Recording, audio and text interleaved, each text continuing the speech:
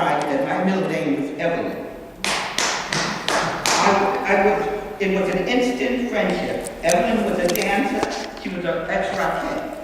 We also shared, and I studied ballet for 10 years. We also shared our interest in Peter the Great, Tsar of Russia in the 17th century. Peter the Great brought Russia out of the darkness, visiting Europe and bringing culture and art to Russia. He also had a court writer, Alexander Pushkin, which is one of my favorite writers. He was an African Ethiopian living in Russia. We were both interested in St. Petersburg, a beautiful city built by Peter the Great, a beautiful city filled with great art and gold and other treasures. We talked about one day visiting St. Petersburg together. My new friend had become a friend for life. And then at the same visit, Evelyn gave me a gift that I will cherish for the rest of my life, a silver watch with Peter the Great.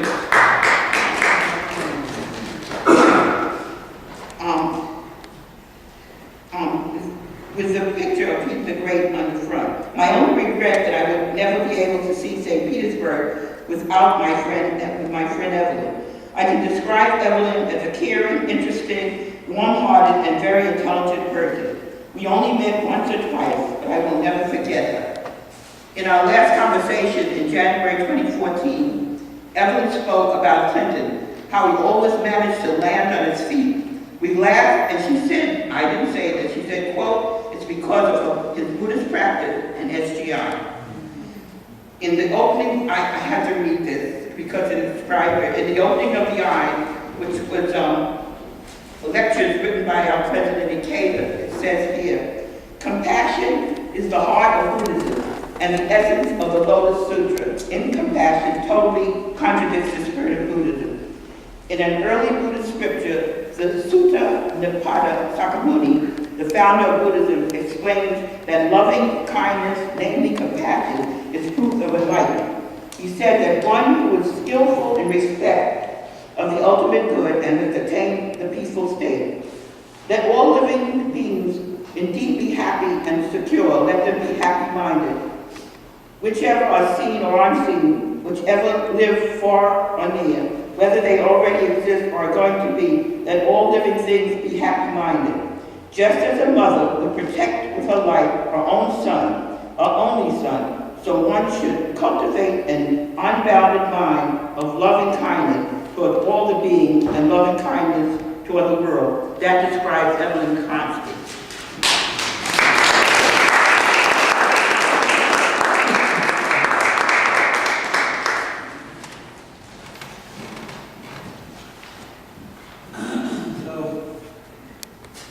We're all here. We've come great distances to be here. And why are we here? It's very significant. All the people in the came to express, our sincerity. Came great distances. Guys came from New York. This guy came from California, you guys came from New Jersey. It's hard getting here on Friday night. Bronx. We are volunteers. This is what we can do. We are all doing something that is so significant. We're giving our life tonight in celebration of somebody who touched us. We are doing everything that we can do tonight. I thank you from the bottom of my heart. Nothing is wasted when you make this kind of effort. We all are great people for coming here tonight. All significant. Thank you.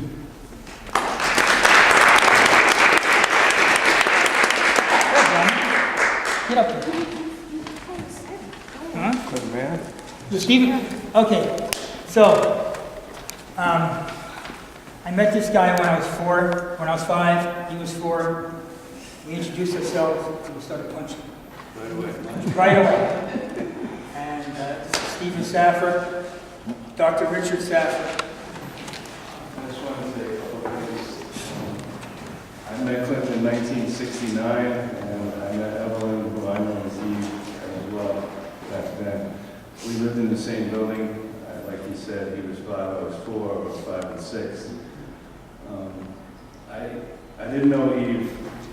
I hadn't spoken to her in a while recently, but what I can share about her when we were young, she was the most amazing mother to me, to Clinton, and not only a mother, a teacher. She exposed me, which at the time, being 5 and 6 years old, 7, 8, whatever it was, really couldn't appreciate the stuff she was showing me. But thinking back, it was just amazing. She was an amazing woman. And Clinton and I have stayed in touch sporadically over the years, never really lost touch. I had lost touch with Eve, though, and with Evelyn. And a funny story, I ran into her when I was 26, and I hadn't seen her in years. And we were in a room, and I said something, and she didn't like what I said. And she took me right outside and scolded me like I was 5 years old, and she told me. But she was a wonderful woman. She took me places that I probably wouldn't have went to, on my own. And Clinton has been my dearest friend. Clinton has a wonderful ability to stay in touch with people over the years. I don't share that skill. And I find it amazing. And, that's a testament to his mother as well. He was brought up the right way. And he knows how to cultivate and keep friendships. And his mom and dad had a lot to do with that. And I love Clinton. I haven't spoken to you in 5 years, Thank you, Ma, for bringing us together.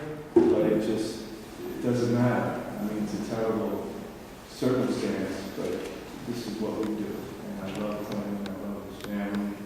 And thank you. I'm going to miss you. I'm sorry I didn't get a chance to see her these latter years. But I know you all know her, and you know how wonderful and beautiful she was. Thank you.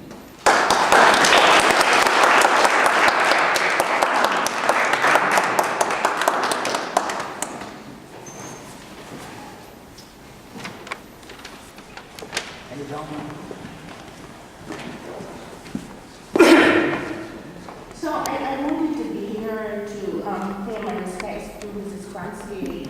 I met Evelyn in person. I've known her through Clinton. Clinton and I practiced together at one time. And during the Sunday storm, Clinton was out of town, and he was trying to reach his mother, and he couldn't. She wasn't answering the phone. So he called me up, he called Olga up, and we both went to see her. We went to the home, and she was there. And in Buddhism, we call her a bodhisattva, because instead of, our concern, she was more concerned for us. She welcomed us and brought us into her home. I think she offered us tea and did all the gifts, and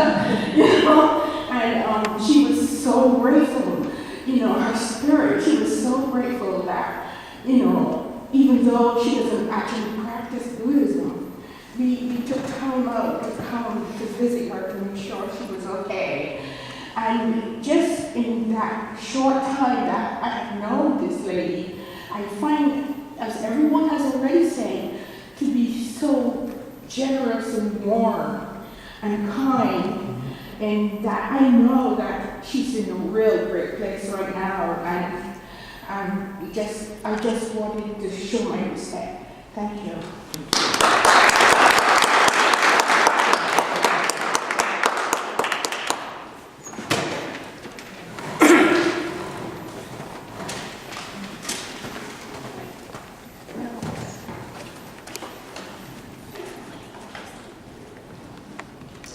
So, my mother loved calling me and singing happy birthday. Then we had that time where we had lunch on the birthday at Carmine's on 90th Street. Charles Bembry, and he said you were going to be a writer. And that was in, you were going to be an author, you were going to write mystery novels. And that was in 2000, year 2000. And he went on to publish a series of prophet works. And my mother really respected you because you said you were going to do something and you did it.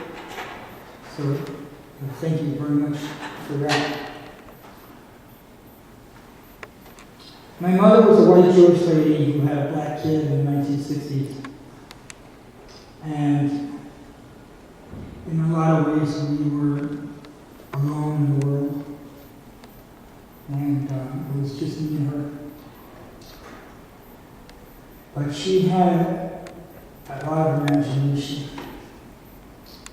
So we found ourselves a lot of the time being the only people like us. Most of the time. And she was the inspiration for that. In 1970, Pele had his final World Cup in Brazil. I never heard of Pele. My mother knew nothing about soccer. But we went downtown and we went to a closed circuit event with like 300 screaming Brazilians. We didn't understand anything. But my mother said, that person inspires people. He's great. I want you to be like him. My first grade, before I get on the bus, she teaches me 9 times 9 is 81. So to this day, I know 9 times 9 is 81.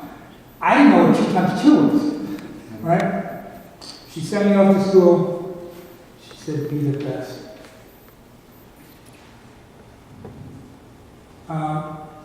We would go to Chinatown in 1972 to watch 3 consecutive Chinese kung fu movies with subtitles. And we did it for about a year, and then upon the scene appeared who? Bruce Lee. And my mother said, I want you to pay special attention to this guy. I want you to be like him. He inspires people. Muhammad Ali, she was taking me to fights when I was in her tummy. My family has the fortune of knowing Muhammad Ali. He is the greatest. A few years later, my mother buys me tickets to see some Rastafarian dude named Bob Marley, who I really had never heard of. She said, you should go see this guy. He's great. He inspires people. I want you to be like him. So there I go to Madison Square Garden. Before I go to Madison Square Garden, she buys me every single record that Bob Marley ever produced. I didn't understand it. I didn't really like it. 3 years later, it was like a religion. My mother was the type of person who would get up and go. Just get up and go. She would say things like, get like he was before you got like he was. A little powder, a little paint will make you look like what you ain't. She was very comfortable when David, Ho, and Lily would teach her Chinese and then take her to events that had only Chinese people. Chinese opera. She was so happy with Henry and Lynn, who are companions and took care of my mother's garden. Henry and Lynn, I want everybody to recognize these people. Kid, they haven't spoken to my mother in a couple of years, please. But when I called them, they came. So many people here I haven't seen, I haven't talked to. You know, did? You know, from the bottom of my heart. Anna Cruz, where? She here still? She came. Ken Fraser, some new friends. Getting up and going. My mother was a poor Jew. She dropped out of high school when she was in 10th grade. she sent me to the best private schools. I had to compete one-on-one. She told me to be the best. So I made it to Cody. I had to represent. My daughter in India is a prom tonight. I told her to take a picture with her because Babushka never had a chance to go to prom. Raise your hand if you know anybody who's been to the North Pole. Do you know anybody? Stephen? No, I don't. Alan? Raina? Ron? Anybody here know anybody who's been to the North Pole? I've never been to the North Pole. I've never met anybody who's been to the North Pole. Valerie?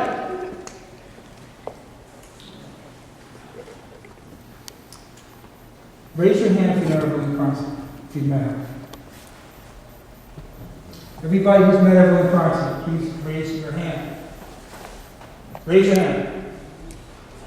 Professor, Lily, you now know somebody who's been to the North Pole. My mother went to Stephen Safford's wedding, and she was talking to Judy, and she said, they were all sitting around, Strawber and who knows who, talking about what, and my mother said, I have to go, I'm going to the North Pole. Right? What did she hand you, 2,000 or 1,000? I could use some of that money time. So, in 1969, before I met Stephen Safford, I was in Ossining, New York, and my mother walked in a classroom unannounced, and the kids were chanting, Clinton Lee's a nigger, Clinton Lee's a nigger. And the teacher didn't do anything. And she was appalled. So she took me from Ossining to 60 Riverside Drive. In 1972, George Wallace was running for president of the United States. She told me that if George Wallace wins, we have to leave the country. I was over at a tutor's, one of my teachers, Miss Delamitros, she happened to be tutoring me. George Wallace got shot in the news. And I said, I am so glad that that man got shot. And Mrs. Delamitros said, don't say that. I said, fuck that. My mother says I have to leave the country if that man wins the presidency. Years later, George Wallace would wheel his wheelchair into an all-black church in Alabama, come up to the microphone in stunned silence and say, I caused you so much pain, and I'm sorry. And he's become a hero in Buddhism. President Nikeda talks about him a lot. So my mother was one of these great tap dancers, and when rock and roll hit, the tap dancers all became unemployed. And my mother looked up to people like Teddy Hale and Baby Lawrence and Honey Coles, who used to manage the Apollo Theater. And she had some money, so she bought on 56th Street a studio for all of the great hoofers, so to speak, to come and hang out. That was so great at giving back. So my mother, again, being first, she's the only white person in the Apollo Theater in 1970. And James Brown, at the height of his career, is doing his thing. And at the end of the concert, James Brown says, what? Say it. Let me hear you. Say it loud. I'm black and I'm proud. So he said, get up and stand up. And I stood. I'm black and I'm proud. I had curly, blonde, curly hair. Black and I'm proud. And I looked down at my little white mother. Mommy, stand up. She said, I'm not black, son, but you are. Say it loud. You're black and you're proud.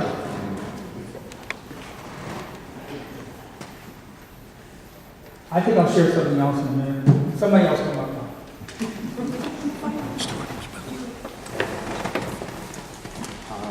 Valley Kaja. Yeah, so we're kind of running late. Time? So yeah, so now we'd like to have final words by Mark Capel.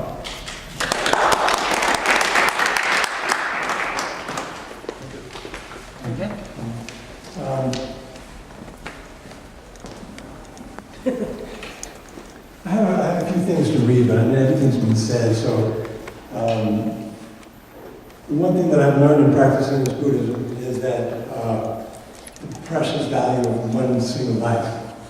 And to be able to have one more day of life is more precious than all the treasures of the universe. Life itself is the most precious thing. And fortunately, Clinton, and everybody that knew Evelyn well, was able to share in all of the joy and generosity for a long time. She had a full life. And that's really a tremendous, tremendous great fortune for Clinton and everybody that was close to her. So we really have appreciation for that. And in terms of Buddhism, when we have a sincere practice toward the end of our life, we actually decide how we want our next life to be, because we believe in the eternity of life.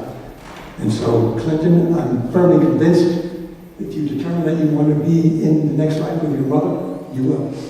And you can really pray for her. What we do in Buddhism, we pray for our family, our loved ones, and we're able to maintain an eternal connection with, especially the people closest to us, our parents, siblings, etc., close friends. So that is our belief. I want to read one quote, which is the eternity of life. This is from the president of the international organization that's advocated. It says, "Everyone must die at some point. Just as waking and sleeping occur over and over, so do birth and death continually repeat themselves in our experiences of life. A person is the same entity of life, both before death and after rebirth. If we consider the role of death as analogous to that of sleep, it is natural to understand death's role in life as an expedient. The knowledge that death represents the return of the individual life to the great universal life prior to another phenomenal manifestation is a source of splendid strength, rich with compassion and wisdom. As he strives to perfect himself by doing good for others, the Buddhist is constantly aware that death is a fulfilling and enriching part of life. Death is not defeat, but a wonderful stimulus to live more vigorously and more meaningfully." So I want to, on behalf of Clinton and Evelyn's family, to thank everybody for coming. And we're going to have a brief ending to this by doing a slideshow. And that is saying the words Namyo Renge Kyo 3 times. And I believe that there are refreshments, and Clinton's family, Clinton have provided us with refreshments. So let's really celebrate the life of Evelyn. And we will conclude by chanting Namyo Renge Kyo 3 times for her life.